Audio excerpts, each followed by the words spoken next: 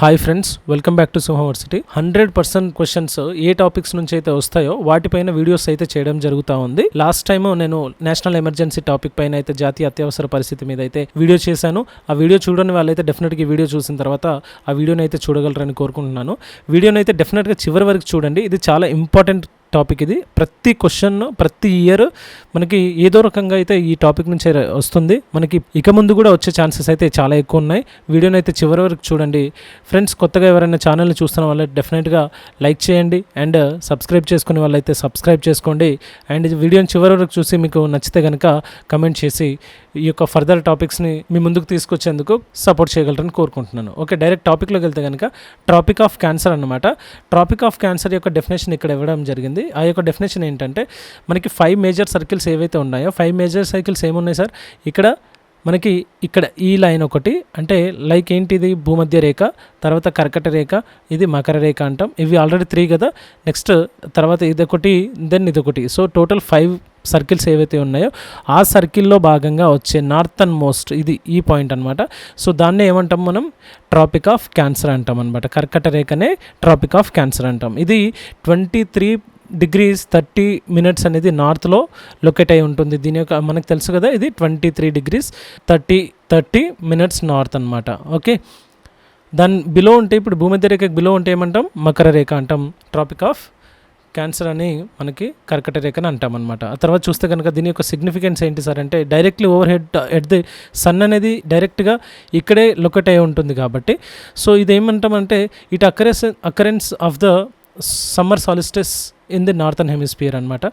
Geographical extent వచ్చేసి మనకి it passes through ఎన్ని కంట్రీస్ నుంచి, కాంటినెంట్స్ నుంచి పాస్ చేస్తుందంటే మనకి Asia, Africa and north America, మూడు కాంటినెంట్స్ అంటే 3 ఖండాల నుంచి మనకి ఇదైతే పాస్ అవుతూ ఉంది అనమాట. ఓకే, ఇన్ ఇండియా వచ్చేసి మనకి సెవెరల్ స్టేట్స్ ఇన్ఫ్లుయెన్సింగ్ లోకల్ క్లైమేట్ని ఇన్ఫ్లుయెన్స్ చేస్తుంది, వెదర్ ప్యాటర్న్స్ని కూడా ఇన్ఫ్లుయెన్స్ చేస్తుంది అనమాట ఈ యొక్క ట్రాపిక్ ఆఫ్ క్యాన్సర్ అనేది.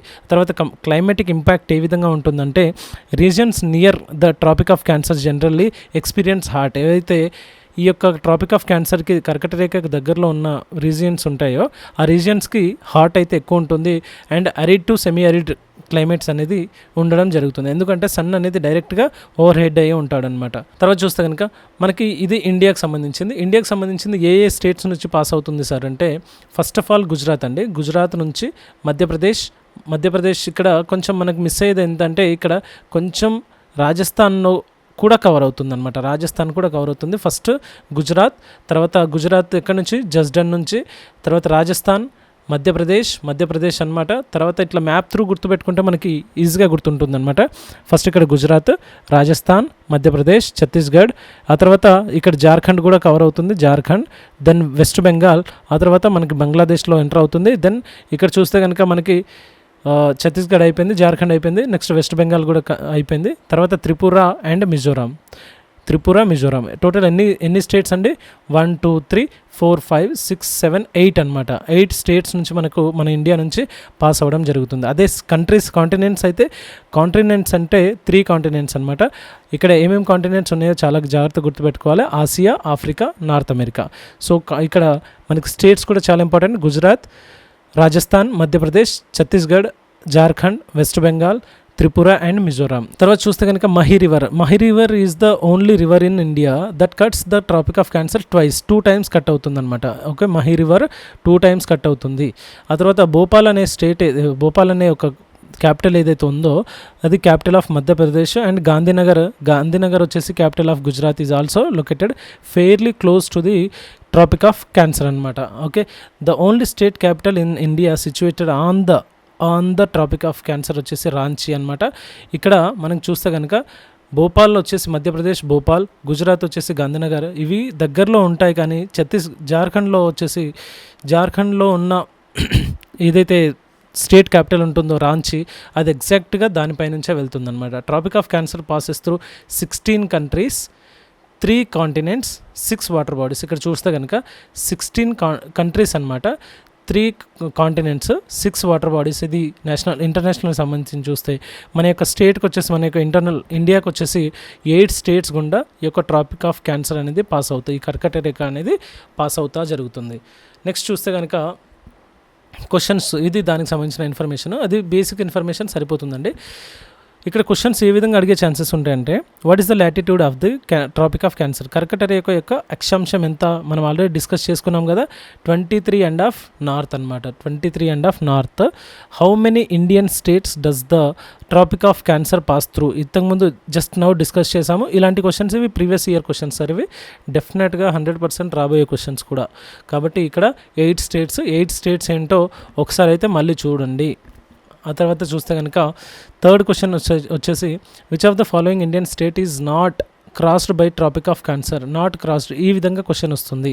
అయితే మనకు తెలియాల్సింది ఏంటి, రాజస్థాన్ అవుతుంది కదా, మనకు తెలుసు రాజస్థాన్ అవుతుంది. ఛత్తీస్గఢ్ అయితే మనకి 100% తెలుసు.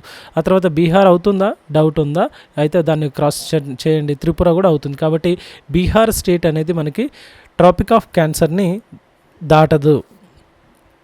ఇక్కడ చూస్తే the trophic of cancer passes through which continents అనేది ఇంపార్టెంట్ కదా, ఎన్ని కాంటినెంట్స్ నుంచి క్రాస్ అవుతుంది, 3 అని మనకు తెలుసు. ఏంటంటే అవి ఆసియా అయితే డెఫినెట్గా గుర్తుపెట్టుకోవాలి, ఆసియా అయితే అన్నిట్లో ఉంది. తర్వాత చూస్తే కనుక ఆఫ్రికా, ఆఫ్రికా ఉంది, ఆసియా కూడా ఉంది. నార్త్ అమెరికానా సౌత్ అమెరికానా, నార్త్